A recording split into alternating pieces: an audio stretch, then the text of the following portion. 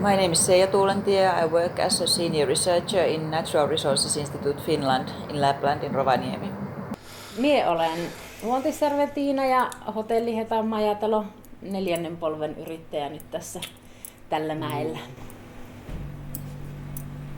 Mä oon Taina Vuolteenaho, eräopas yrityksessä Näkkälä Eräpalvelut tai Näkkälä Adventures. This is Gerane Beckasin and my name is Annika Rydman. I am CEO and one of the founders of the company. Hi, my name is Katarina Guttorm and I work at the Sami Culture Center Sajos here in Inari in Sápmi, and also now I'm representing Sami Tuotti organization. My name is Jakob. I am artistic director and founder of the Arctic Sounds Music Festival. I'm Jesper Schrøder. I work at Arctic Circle Business and my role is the destination manager. Welcome to Wild Lapland, our place. Currently we have 53 dogs at our kennel, but we consider ourselves a nature guiding company. My name is Donald Eriksson and we are running together with my fiancée Maria Aurora Borealis Adventure, and we are mainly focused on dog sled tours during winter time. My name is Maria Kotzmann. I do illustration and I'm also author or editor of the book Bestiarium Grønlandica. My name is Anna Jara Meetakapunga. I do arts, cultural events, graphic designs. Mun Antti Ranttinen Elinor. In short, I present myself in Sami language. We run a family business, Davvi Sida, where we offer Sami culture experience. Sorresniva är ju egentligen, alltså det är ju en familjebedrift. Vi är ju 3 syskon som äger det. Jag är en bror och en syster och mig. Idag så är det 21 ishotellet vi har byggt.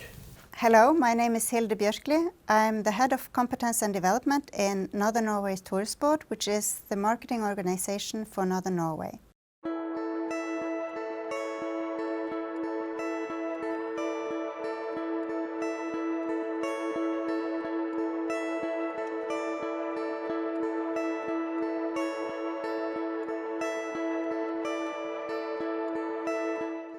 One issue that we are suffering from now is that the lack of winters. The winter's getting shorter and shorter, and within the last 15 years we can definitely tell that the winters are 1.5 months shorter, which is a lot. And this year is even more.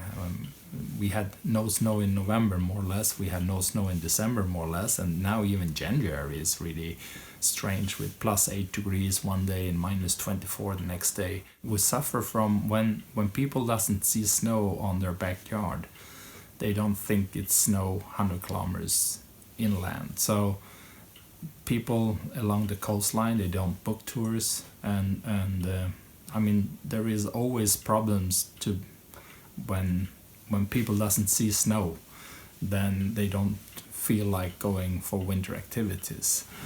Because the problem we also have is not only the winters getting warmer, the summers getting really hot with temperatures up to 35 Celsius. Mm-hmm. And with 35 Celsius you can't run the dogs, that's for sure. So we're suffering right now from the climate change.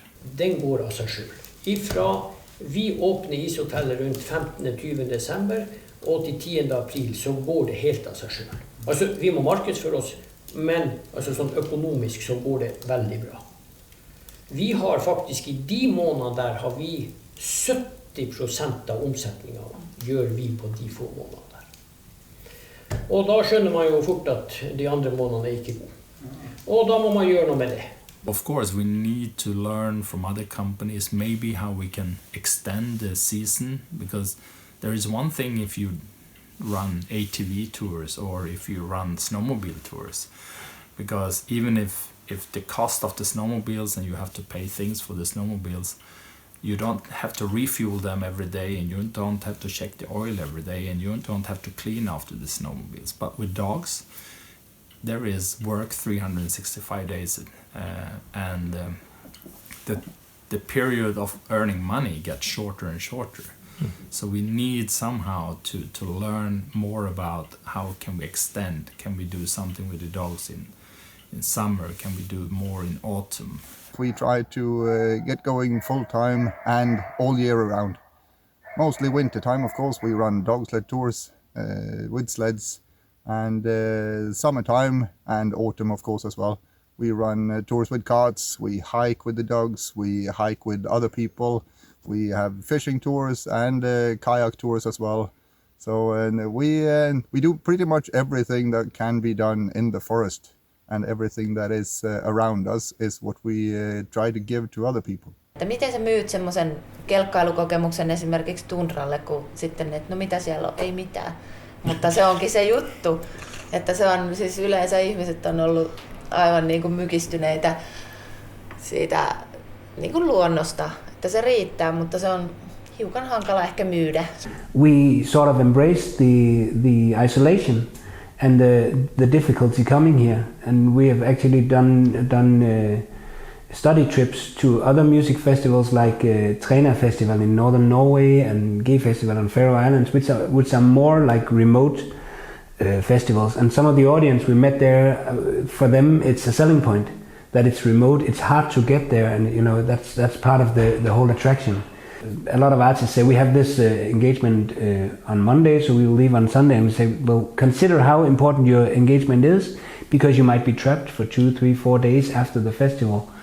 And we also, you know, even use that as a selling point. The environment itself and the travel opportunities is sort of it breeds the isolation, you know. But there's not a lot of planes going in and out. So and with the amount of people we bring here, you know, we even have to get Air Greenland to put in extra flights for the event.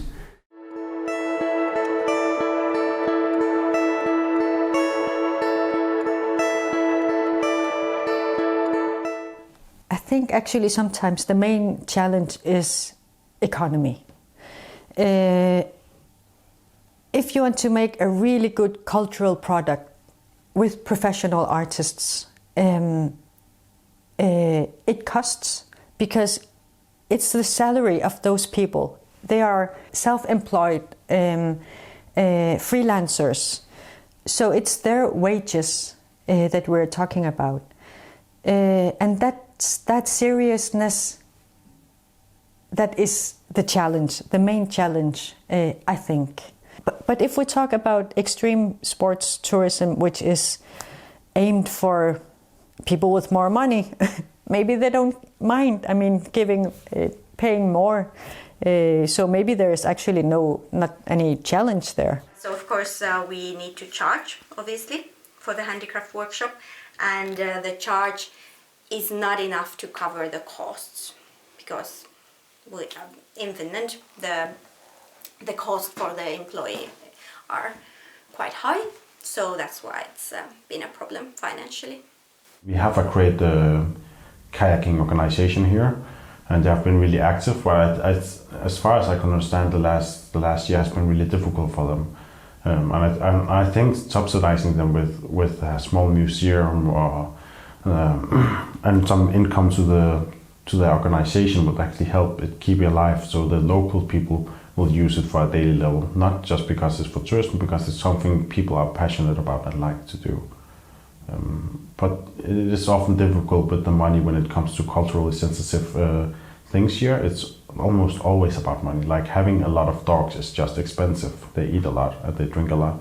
So the costs normally just go up, and the same with the Greenlandic kayak. You have to make it yourself. The plastic kayaks that you have, it's not a real kayak. You get the wrong feeling when you're in it compared to a proper made Greenlandic one for yourself.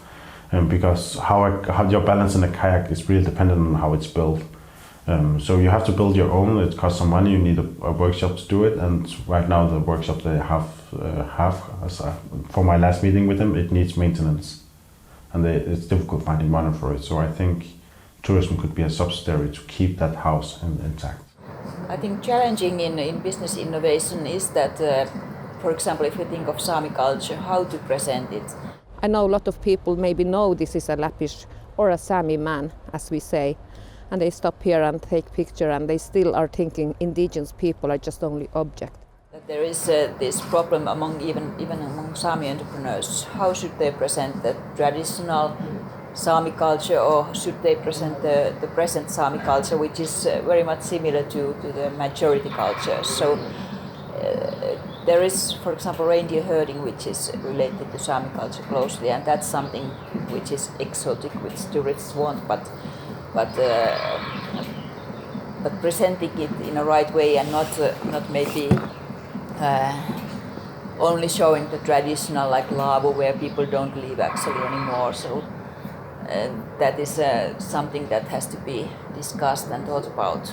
A lot of the people who come and visit us, they know a lot about Sami culture. I know they have researched, they have read about it, and they also look forward to find it and to meet the Sami people and to also buy the real handcraft. But I think a lot of the people who come up here, they are sad to don't find it, because you see it in different kind of shop. There is nothing from the true stories. It seems to look like Sami dolls and it seems to look like Sami hats, but I'm sure if we go inside we will see the sign made in China. They have to sell the real handcraft. They have to tell it's made by Sami and it's Sami handcraft. At the beginning, the reaction from the locals were, this is impossible. You know, we had to really struggle to make people understand that this was actually happening, that we were serious about all this. So there was a lot of disbelief the first years. People were not, this is strange, you know. Why would tourists want to come here? What do we have to offer them? All we have is like this river and the lakes and the forests. We don't have an Eiffel Tower or Grand Canyon, etc. And we said, well, we have our culture here and our way of being outdoor, our way of life. And when people saw that what they are doing is not interfering with my life, my way of living, and the acceptance grew over the years to be, and today people are proud of us. And of course, we are also an employer. And we have people that are from here that works for us, and also people moving into the village because they want to work with Granebekkasin. And then people saw that, wow, this business can actually not only attract visitors, it can also attract new inhabitants. I mean, we are attractive as an employer. We have people wanting to work for us, and they actually move here. And of course, that's a big thing, you know, from being a village that people left to becoming a village that people want to move to.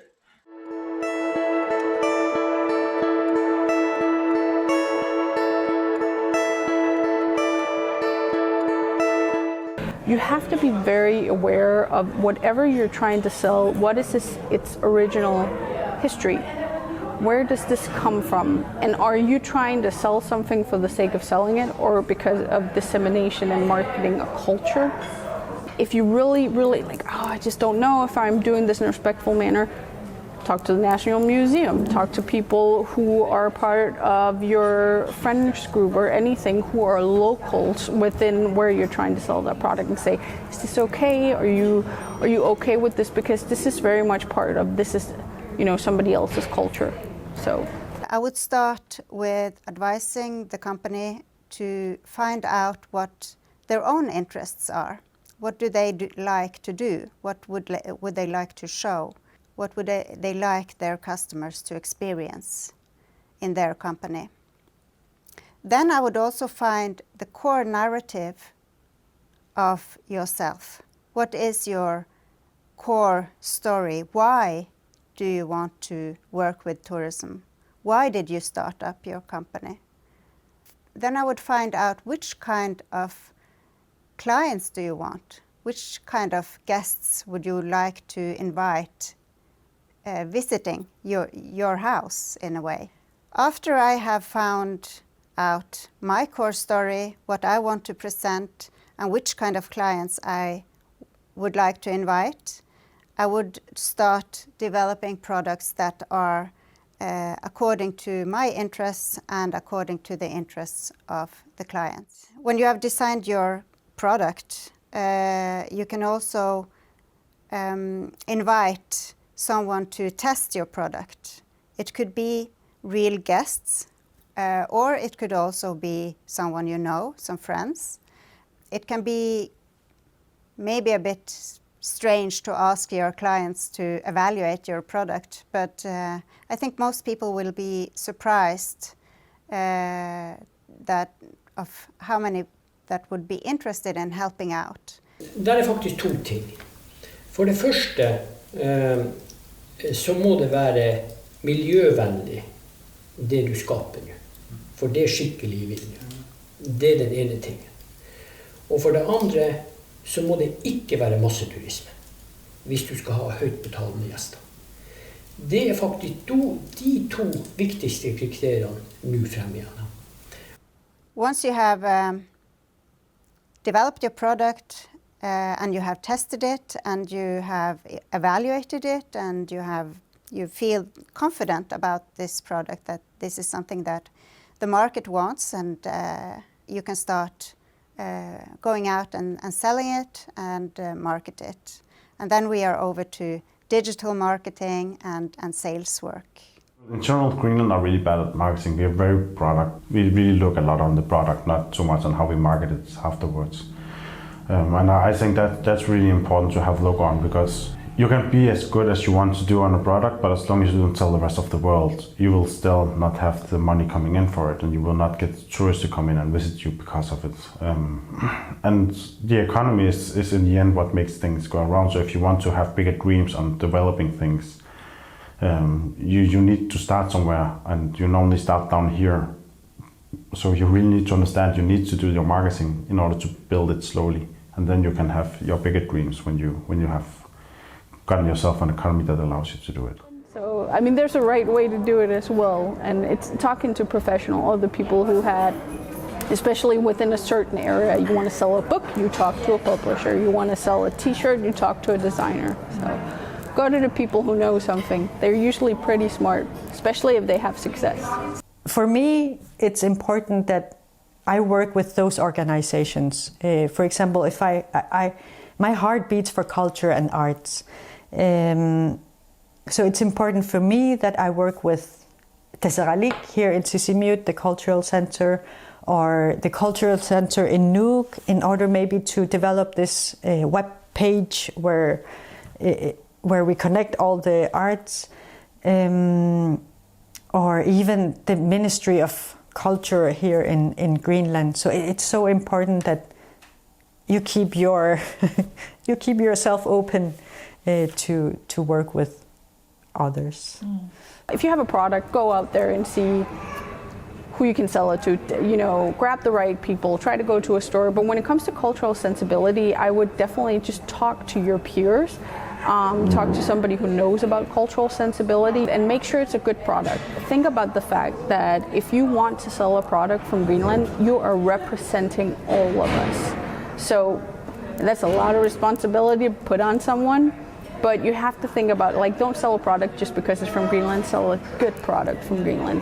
Because with that, you're spreading the knowledge of the country, and that we actually craft and make beautiful things, be it jewelry or design or a book or anything within that realm. For me, it's really interesting to look at other Arctic countries, because we are quite different in how we deal with tourism, but our products and how we live is really similar. So we can really learn to improve ourselves by looking at them, and especially, for example, like the Sapmi people. And maybe trying to get a mentor within the business circle, and yeah, so.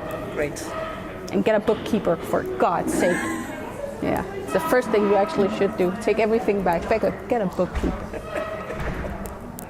It's the jungle. That's the last thing. Talk to people who are successful.